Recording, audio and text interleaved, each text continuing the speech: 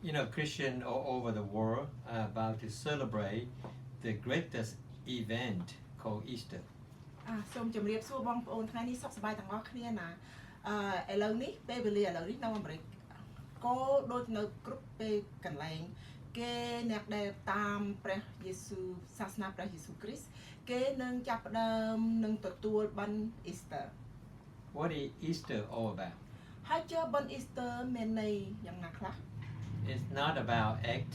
hunting or crawfish boy in Louisiana. មិនត្រូវថាដូចក្មេងត្រូវរោពងតន្សៃក៏ដូចនៅ Louisiana គេស្ងោ crawfish នោះទេ But the celebration of Jesus' resurrection. ប៉ុន្តែបុណ្យដែលគេទទួលដែលព្រះយេស៊ូវបានស្លាប់ប៉ុន្តែរស់ឡើងមកវិញ Why is it so special? ហើយចិត្តថ្មីបានកម្មវិធីនឹងសំខាន់ម្ល៉េះ How Jesus' resurrection had anything to do with me? ហើយជើបងប្អូនអាចឆ្ងល់ថាហើយជើបើព្រះយេស៊ូវស្លាប់ហើយក៏រស់ឡើងមកវិញមានប៉ះពាល់ដល់ខ្ញុំអ្វីខ្លះ There's two things that help us to remember and to know what Easter is all about. មានពីរយ៉ាងដែលបងប្អូនអាចនឹកខចាំណាពេលបុណ្យ Easter The cross ទី1គឺថាឈើឆ្កាង and the empty tomb. ទី2គឺថាភ្នូទទេ The tomb was the place where Jesus was one crucified and died. កន្លែងភ្នូខ្មោចនោះគឺថាបានម្ដងព្រះយេស៊ូវបានស្លាប់នៅឈើឆ្កាងហើយក៏គេដាក់ព្រះនៅក្នុងភ្នូនោះ You may wonder why. ហើយបងប្អូនអាចឆ្ងល់ថាអញ្ចឹង Since the beginning of time, the first human, Adam, sinned against God. ព្រោះថាយើងត្រូវត្រឡប់ថយក្រោយវិញព្រោះថាមនុស្សប្រុសមុនដំបូងបំផុតលោកអាដាមបានធ្វើអំពើបាបជាមួយព្រះអង្គ There is a separation between God and mankind. ហើយប្រពេលវេលានោះលោកអាដាមហើយពូជពងរបស់លោកគឺថាមនុស្សលោកយើងបានព្រះអង្គបន្លែកចេញពេលព្រះអង្គ As the result, we are all condemned to die in the lake of fire. ហើយព្រះអង្គក៏ដាក់ទេថាមនុស្សលោកយើងព្រោះថាបានធ្វើអំពើបាបជាមួយព្រះអង្គក៏បន្លែកចេញពេលរូបពេលកន្លែងរបស់ព្រះអង្គហើយដេញចេញពេលសួនច្បារហើយព្រះអង្គនឹងដាក់ថាយើងត្រូវចុះទៅឋាននរក That is our final destination because all have sinned. ព្រោះថាកន្លែងនោះគឺជាកន្លែងគ្មានរូបកាយគ្មានព្រះអង្គនៅទេហើយកន្លែងនោះគឺថាដាក់ទោសអ្នកដែលមានអំពើបាប And no one can do self-help to get out of this judgment. ហើយ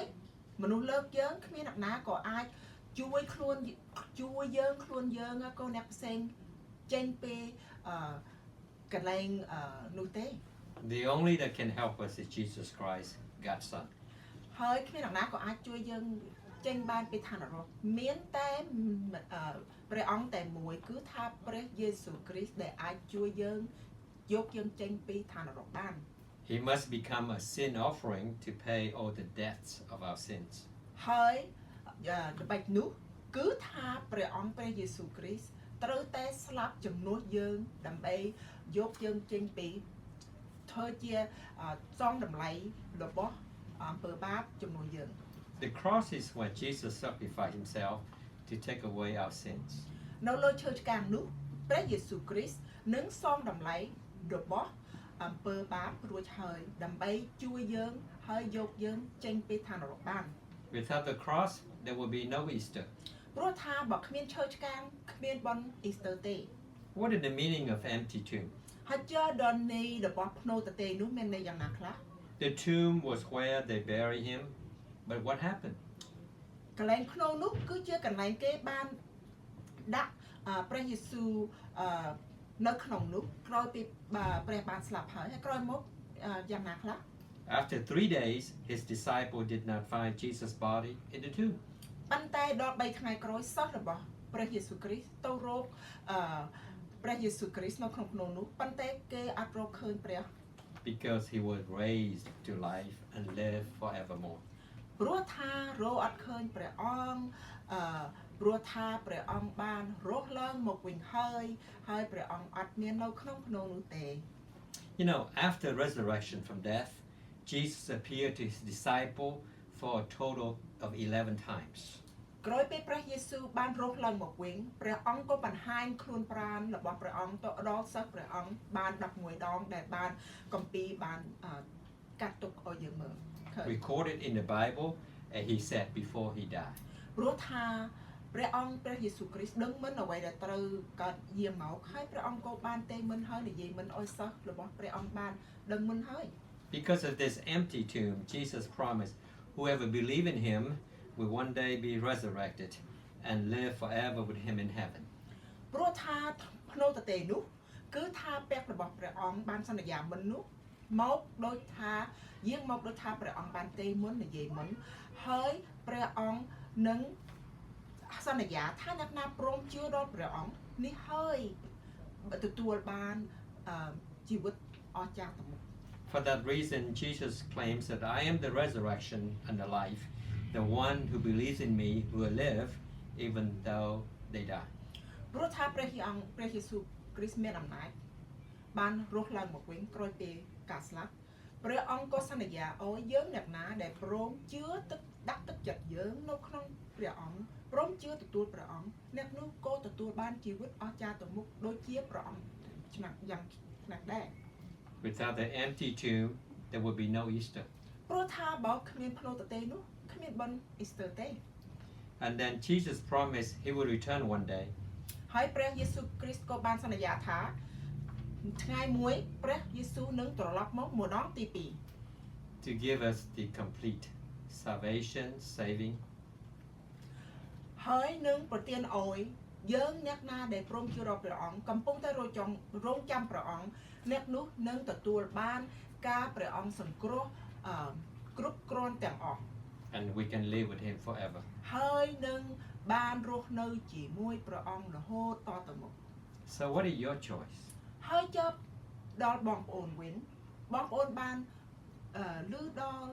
ការពិតនេះហើយបងប្អូននឹងជ្រើសរើសខ្លាំងយ៉ាងណាខ្លះ Our eternal destination depends on our choice. ហើយកន្លែងដែលយើងត្រូវនៅរហូតតទៅមុខតាមដល់ទឹកចិត្តរបស់យើងជ្រើសរើសយ៉ាងណាខ្លះ To believe or to reject Bon- Jesus Christ. បងប្អូនព្រមជឿនឹងទទួលព្រះយេស៊ូវគ្រីស្ទហើយក៏បងប្អូននឹងបដិសេធព្រះអង្គ If you believe in Jesus, all your sins are forgiven. បើបងប្អូនព្រមទទួលយកព្រះយេស៊ូវគ្រីស្ទនឹងការពិតនេះបងប្អូននឹងបានព្រះលះបង់អំពើបាបទាំងអស់ And you will surely have the eternal life in heaven one day. ហើយបងប្អូននឹងទទួលបាននគរសរីរុងរឿងរបស់ព្រះអង្គគឺថាឋានសួគ៌នឹងរស់នៅជាមួយព្រះអង្គថ្ងៃមួយរហូតតទៅមុខ Just open your heart and receive the gift of the eternal life in Jesus Christ. សូមបងប្អូនបើកទឹកចិត្តរបស់យើងនិងព្រមទទួលយកព្រះយេស៊ូវគ្រីស្ទថ្ងៃនេះណា Let's celebrate Easter with this living hope. បងប្អូនអើយយើងនឹងទទួលកម្មវិធីជាមួយគ្នាបុណ្យអ៊ីស្ទ័រនេះនឹងហើយខ្ញុំបង្គាប់បងប្អូនទទួលព្រះយេស៊ូវគ្រីស្ទថ្ងៃនេះទៅណា And have a blessed Easter. សូមព្រះអង្គជូនពរដល់បងប្អូននឹងបុណ្យអ៊ីស្ទ័រនេះបងប្អូននឹងទទួលបានបុណ្យពេលព្រះអង្គ May we pray. សូមបងប្អូនទិដ្ឋានជាមួយខ្ញុំណាបរិសុទ្ធបរិសុទ្ធបរិសុទ្ធព្រះអង្គអើយគូនសូមអរគុណព្រះអង្គណាស់ដែលពិតនឹងការពិតដែលព្រះដែលបានយាងមកនឹងព្រមស្លាប់ហើយរស់ឡើងថ្ងៃទី3ក្រោយហើយព្រះអង្គកំពុងតែនៅរស់ព្រះអង្គជាព្រះដែលអាចទទួលឲ្យយើងខ្ញុំការសង្គ្រោះនៃយើងខ្ញុំកំពុងតែរកចាំសូមព្រះអង្គដាក់ពាក្យរបស់ Pastor អើយជូនដល់បងប្អូនការពិតនេះនឹងបងប្អូនព្រមជឿហើយទទួលយកព្រះអង្គជាព្រះសង្គ្រោះតែមួយគាត់នៅក្នុងជីវិតនឹងបងប្អូនអាចទទួលបានការសក្តីសង្គ្រោះនេះពេលព្រះអង្គព្រះយេស៊ូវគ្រីស្ទកំពុងតែរងចាំនឹងប្រទានឲ្យអ្នកណាព្រមដាក់ទឹកចិត្តយើងនឹងទទួលដល់ព្រះអង្គគុណសូមអរគុណព្រះអង្គអស់ពេលទឹកចិត្តរបស់កូននៅក្នុងព្រះនាមរបស់ព្រះយេស៊ូវគ្រីស្ទគុណទូឋានអាមែន God bless you and have a happy Easter. សូមព្រះអង្គជូនពរដល់បងប្អូនទាំងអស់គ្នាហើយសូមនៅបានកម្មវិធី Easter នេះបងប្អូននឹងទទួលបានបុណ្យជាច្រើនណាសូមលា And hope to see you next time. សូមសង្ឃឹមជួបបងប្អូនថ្ងៃក្រោយណាបាយបាយ